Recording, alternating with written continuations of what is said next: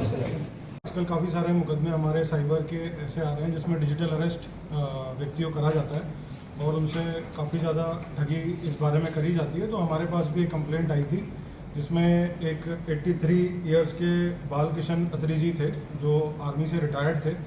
उनके साथ लगभग 78 लाख रुपए का फ्रॉड करा गया था डिजिटल अरेस्ट के माध्यम से, जिसमें हमारी टीम ने बड़ी तत्परता से कार्रवाई करते हुए हमारे एडिशनल एसपी साहब और एसएचओ साइबर के मार्गदर्शन में इसमें एक व्यक्ति को गिरफ्तार करा देहरादून से, जिससे हमें भारी मात्रा में एक तो सिम बरामद हुई हैं, लगभग 300 के आसपास ये सिम बरामद हुई हैं और उसमें 6 हमें जो एक चौंकाने वाली बात है कि 6 सिम बॉक्स इसमें बरामद हुए हैं, जिससे वो बेसिकली इन सिम बॉक्स को अपने पास लगा के एक कॉल सेंटर चला रहा था वहाँ पे और उस सिम बॉक्स में लगभग ये सारे सिम बॉक्स उसको बाहर से ऑर्डर हुए थे जो कैम्बोडिया में इसके तार जुड़े हुए हैं।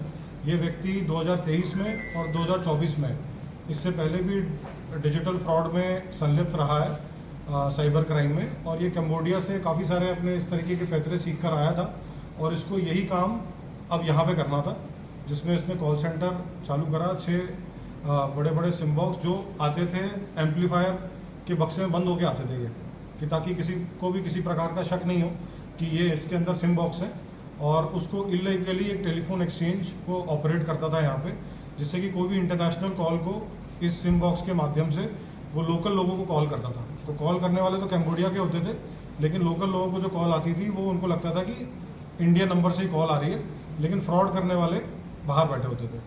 तो इसके कनेक्शन काफ़ी चाइनीज़ से भी निकले हैं और जो सिम ये मंगाता था अलग अलग जगहों से, दिल्ली से, लखनऊ से, मध्य प्रदेश से और भी कई जगहों से मंगाता था। तो ये काफ़ी बड़ा इसका नेक्सस है जो हम और भी इसमें लोगों को अरेस्ट करने का प्रयास कर रहे हैं। और इसके अलावा हमारी साइबर की टीम ने और भी एक और मुकदमा था जिसमें इन्वेस्टमेंट के नाम से एक आदमी से ठगी करी गई थी, जिसमें हमने 4 बंदों को अरेस्ट किया है जोधपुर से। और इस प्रकार से हमारी टीम ने पिछले 3 दिनों में 5 साइबर क्रिमिनल्स अरेस्ट करें। और ये जो सिम बॉक्स वाली वारदात है ये काफ़ी इंपॉर्टेंट है क्योंकि इसके तार कैम्बोडिया से जुड़े हुए हैं और इससे हमें और भी काफ़ी सारे खुलासे आगे होंगे। मिनी एक्सचेंज की तरह ही ये काम करते हैं। ये बड़े सोफिस्टिकेटेड बॉक्सेस होते हैं, हर किसी को इसका एक्सेस नहीं होता, बल्कि ये जो हमारा इंडियन टेलीग्राफ एक्ट है उसकी भी वायलेशन है। तो ये काफ़ी सीरियस वायलेशन है और इसीलिए ये कोई छोटा मोटा गिरोह नहीं है, ये काफ़ी बड़ा गिरोह है जिस पे हमने आज कार्रवाई करी। सर जांच में है कि टारगेट किन लोगों को करते थे, बुजुर्गों को या रिटायर्ड पर्सन को, ऐसे भी लगता है साइबर?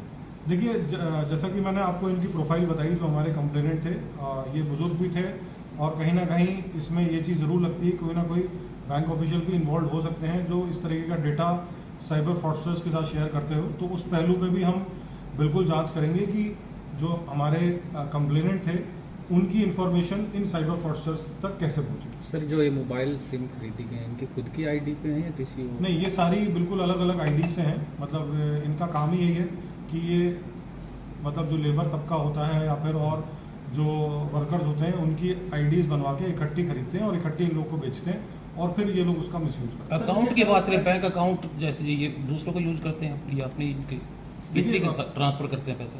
देखिए जो बैंक अकाउंट्स होते हैं वो भी जिस तरीके से सिम कार्ड फर्जी होते हैं उसी प्रकार से बैंक अकाउंट भी मोस्टली म्यूल अकाउंट्स ही होते हैं।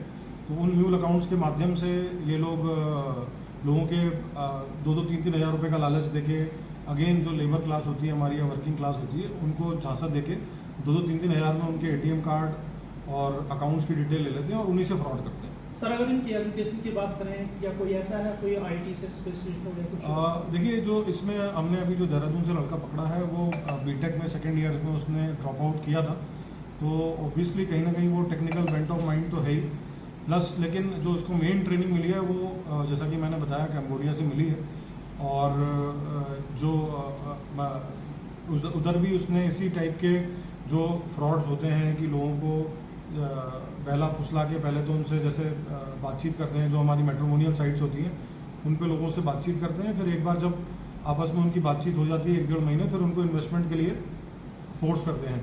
तो उस टाइप की गतिविधि में कहीं ना कहीं ये कैम्बोडिया में इन्वॉल्व रहा है। शुक्रिया।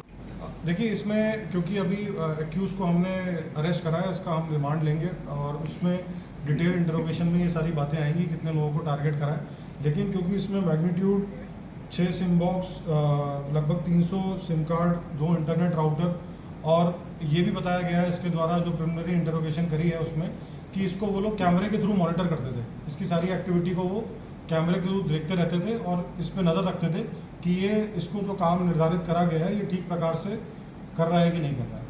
तो इस प्रकार से काफ़ी हमारी टीम ने काफ़ी अच्छा इसमें काम किया है और हम इसमें लगातार प्रयास कर रहे हैं कि जो डिजिटल अरेस्ट के हमारे जितने भी केसेस होते हैं उनमें हम तुरंत कार्रवाई करें।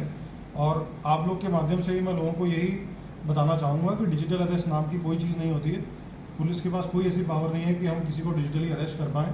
तो अगर आपके पास इस तरह की कोई कॉल आती है या आपको लोग इस तरीके से डिजिटल अरेस्ट के नाम से आपको अगर अपने कैप्टिविटी में रखते हैं 1 महीने, कुछ लोग जैसे ये जो व्यक्ति थे इनको लगभग 25 से 30 दिन तक बोला गया कि ये डिजिटल अरेस्ट है और ये बैंक से इन्होंने पैसे भी ट्रांसफ़र करे और काफ़ी सारी चीज़ें करी।